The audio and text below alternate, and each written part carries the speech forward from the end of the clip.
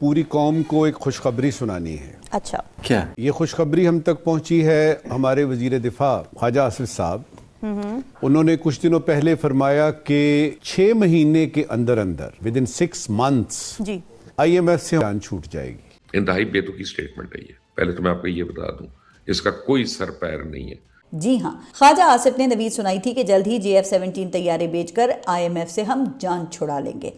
अब यही सवाल जब फॉरेन ऑफिस के तर्जुमान से पूछा गया ना कि क्या पाकिस्तान और सऊदी अरब के दरमियान JF-17 तैयारों का मुआहदा हुआ है, तो फॉरेन ऑफिस के तर्जुमान ने तो फौरन ही इसकी तरदीद कर दी। अमेरिका में जब मैं आया हूँ, मैं मिल रहा हूँ लोगों को, तो लोग हंस रहे हैं हमारे ऊपर, लोग मजाक उड़ा रहे हैं, लोग कह रहे हैं कि किस किस्म के पाकिस्तान की मीडिया है, ये तो इंडियन मीडिया इस तरह की चवलियां मारता था, तो ये पाकिस्तानी मीडिया ने कैसी करनी शुरू कर दी। मैं ख्वाजा आसिफ ਨੂੰ 1 ਸਾਲ ਦੇਣਾ ਉਹ 6 ਮਹੀਨੇ ਦੀ ਗੱਲ ਕਰ ਰਿਹਾ ਨਾ 1 ਸਾਲ ਜੁਰਮਾਨਾ ਵੀ ਬਤਾ ਉਹ ਉੱਡਦੀਆਂ ਫੜਨ ਦੀ ਕੋਸ਼ਿਸ਼ ਕਰ ਰਹੇ ਯਾਨੀ 6 ਮਾਹ ਬਾਅਦ ਉਹ ਖੁਦਾ ਦਾ ਪਤਾ ਨਹੀਂ ਮਾਸ਼ੀਆਤ ਬੈਂਕਰ ਹੈ ਸੁਣਿਆ ਇਹਨੂੰ ਤਾਂ ABC ਦਾ ਵੀ नहीं पता हो नहीं सकता।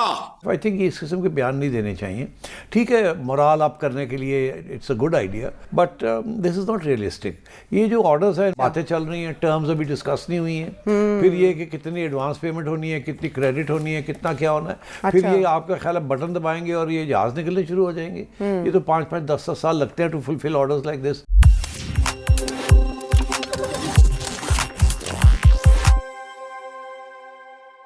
नमस्कार दोस्तों, स्वागत है आपके अपने चैनल पर।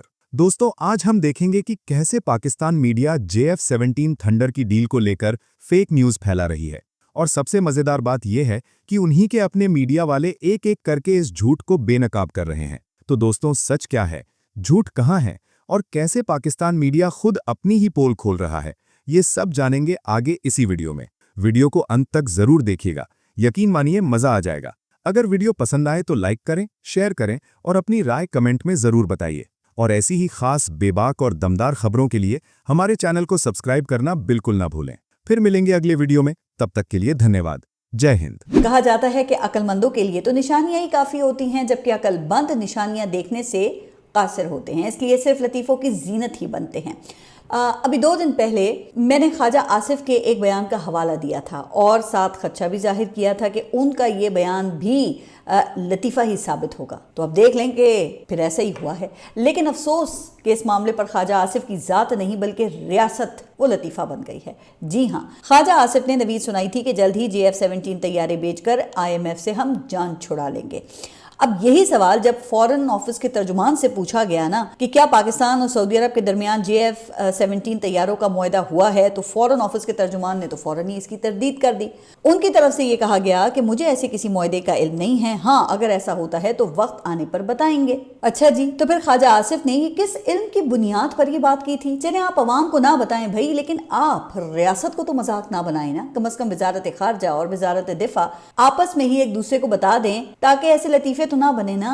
तो अब रियासत को लतीफ़ा बनाने वाले अकलबंद किरदारों के बारे में मुझे एक और लतीफ़ा याद आ गया। कहते हैं कि एक उस्ताद ने शागिर्द से पूछा कि भाई ये तवानाई किसे कहते हैं? शागिर्द ने जवाब दिया कि जिस तवे पर नाई बैठा हो उसे तवा नाई कहते हैं। खैर, ये तो हो गया मामला हुकूमती अकलबंदों का। तो अब मैं आपको बताऊं कि एक रॉयटर्स की खबर आई जिसने बड़ा धूम मचाई हुई है। रॉयटर्स ने खबर दी कि जनाब पाकिस्तान ने सऊदी अरेबिया को JF-17 थंडर बेच दी है, और ये ऐसी डील है कि जी $2 बिलियन जो है वो पाकिस्तान के पास जो सऊदी अरेबिया का पड़ा हुआ था उसको उन्होंने राइट ऑफ कर दिया और $2 बिलियन कैश में दे रहे हैं, और कमाल की डील होगी जी। और ये सारे रिपोर्ट कर रहे हैं, और इसके ऊपर लोग वीलॉग्स भी कर रहे हैं, इसके ऊपर टीवी के ऊपर भी डिस्कस हो रहा है, चर्चा हो रहा है इसका बहुत ज्यादा कि सऊदी अरेबिया के साथ ये मेजर डील हो गई हमारी।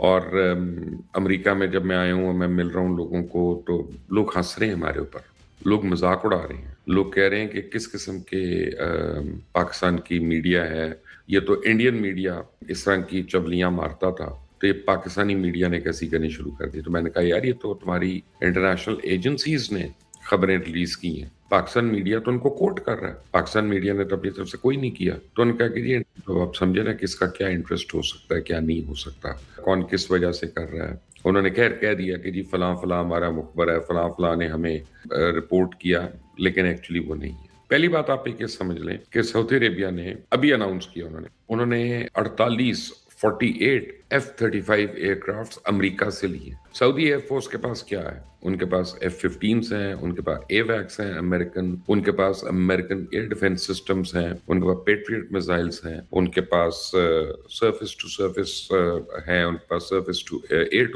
सारी अमेरिकन बैटरीज हैं उनके पास। फिर उनके पास जो उनकी ख्वाहिशात हैं वो गालिबन उन पर F-18 एयरक्राफ्ट भी उनके पास है।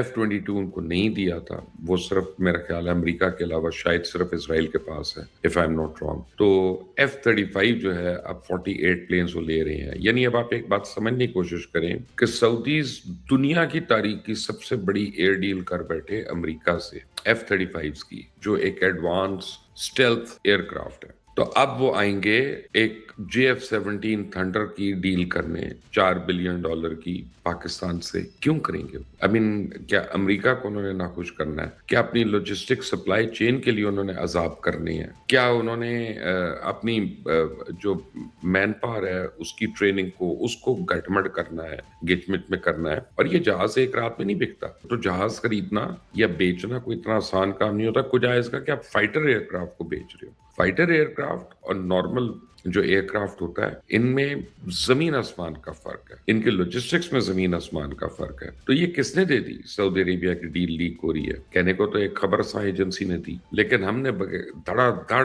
उसके ऊपर जो है प्रोग्राम्स करना शुरू कर दिए। ये स्टोरी कैसे निकाली? अब या उन्होंने इसके पीछे किसी और का इंसेंटिव था, पाकिस्तान को डैमेज करना था, या उन्होंने इंडिया को नीचा दिखाना था, या उधर कुछ करना था। लेकिन all I can tell you is logically this story is not correct, and Saudis are very smart, they're very intelligent, they will not do it। वो F-16 उड़ाते हुए, F-15 उड़ाते हुए, F-18 उड़ाते हुए वो JF-17 पे नहीं आएंगी। Do you think कि अगले 3 सालों में जो हमारी वैसे बरामदात हैं और उसमें अगर आप डिफेंस एक्सपोर्ट्स को भी शामिल कर लें तो हम $60 बिलियन का जो टारगेट है उस तक पहुंच सकते हैं अगर हम एक्सपोर्ट्स की बात करें?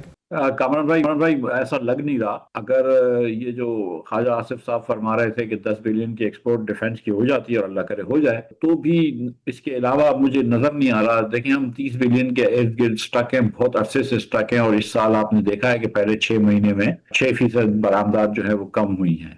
आज भी पाकिस्तान का बिजली और गैस का रेट जो है वो तमाम हमकुल्ला ममालिक से और तमाम खित्ते के ममालिक से ज्यादा है। तो कोई वजह नहीं है कि पाकिस्तान में बहुत ज्यादा सरमायाकारी हो, बैरूनी या अंदरूनी। लिहाजा मुझे लग नहीं रहा कि 60 बिलियन तक पहुंच सकेंगे। और जो डिफेंस की भी जो बात कर रहे हैं $10 बिलियन की, जिसमें कई जहाज हैं और बड़ी हाई टेक्नोलॉजी है और चलो हाई वैल्यू एडिशन भी होती है, तो उसके अंदर भी कुछ वक्त लगेगा। इन चीजों की डील करने में, कॉन्ट्रैक्ट बनने में काफी वक्त लगता है, फिर प्रोडक्शन में वक्त लगता है। तो वो भी 2-3 साल में होगा, तो साल के 2-3 बिलियन उनसे आ सकते हैं। लेकिन 60 बिलियन पे जाने का तो कोई ना हुकूमत का कोई इरादा है ना कोई सेंस है, वो तो ऐसे ही एक खाम ख्याली है या ख्वाहिशात हैं।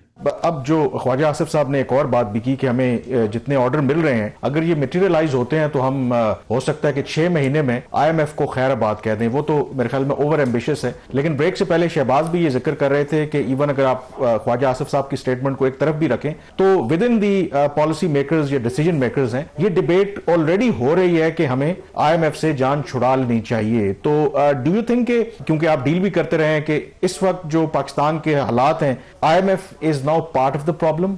नहीं, Pakistan is part of the problem. Pakistan is the problem. आप ना जाए ना IMF के पास। अगर आप IMF के बगैर गुजारा कर सकते हैं तो ना जाए IMF के पास। IMF से तो आप कर्ज लेने जा रहे हैं, ना जाए IMF के पास अगर उसके बगैर आप जिंदा रह सकते हैं। लेकिन आप नहीं रह सकते तो मसला तो आपका है ना, IMF का तो नहीं है। और अभी जो इनकी ख्वाहिशात हैं कि हमसे IMF से जान छुड़वानी है, वो ख्वाहिशात तो तब से शुरू हुई ना जब से इनसे कारोबारी हलकों ने और दीगर हलकों ने कहा कि हमको टैक्स ब्रेक्स दो, हम इस टैक्स की बोझ पे दब के नहीं काम कर सकते, मईशत में ग्रोथ नहीं आ रही है। दूसरे लोगों ने भी इनको कहा कि भाई आप 4 साल से बैठे हुए हैं तो मईशत में थोड़ी सी तो ग्रोथ लेकर आए। लेकिन आपने वो टैक्स ब्रेक देने हैं, आपको पता है IMF इजाजत नहीं देगा। लेकिन अगर आप IMF चले जाता है, समझ लीजिए IMF इजाजत दे देता है, आप टैक्स ब्रेक दे देंगे, फिर खसारे बढ़ जाएंगे, फिर आपको कर्ज लेना पड़ेगा, फिर उसी रट में फंसेंगे, फिर इन्फ्लेशन बढ़ जाएगा, फिर रुपया डिवैल्यू होगा, फिर वही मसला हो जाएगा। ये जब तक हुकूमत सीरियस हो और अगर इसको इदराक हो इस बात का और खास तौर पे पॉलिटिकल विल हो इनके पास, तो ये अपने अखराजात कम करें। अच्छा, अब आगे बढ़ते हैं और कुछ बात करते हैं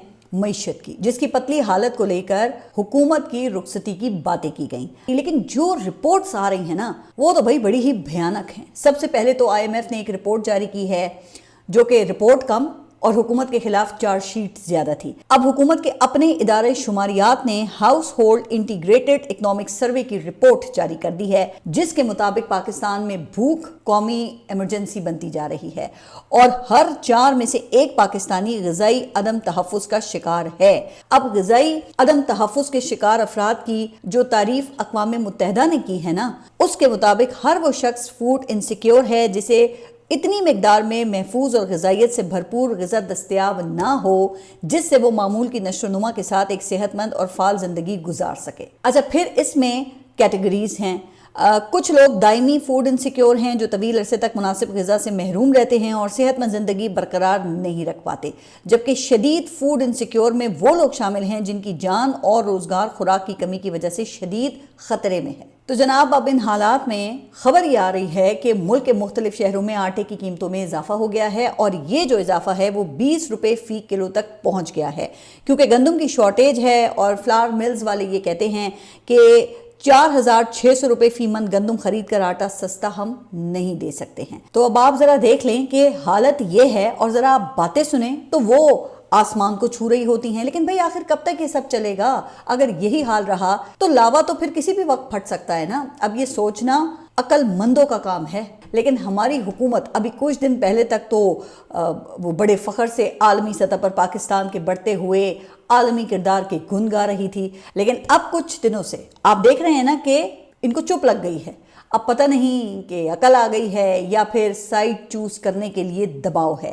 تو دیکھیں، اسی لیے تو کہتے ہیں کہ ملک ہو یا فرد، ہمیشہ چادر دیکھ کر پاؤں پھیلانے چاہیے۔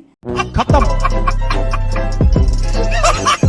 Bye bye, tata, good bye, گیا۔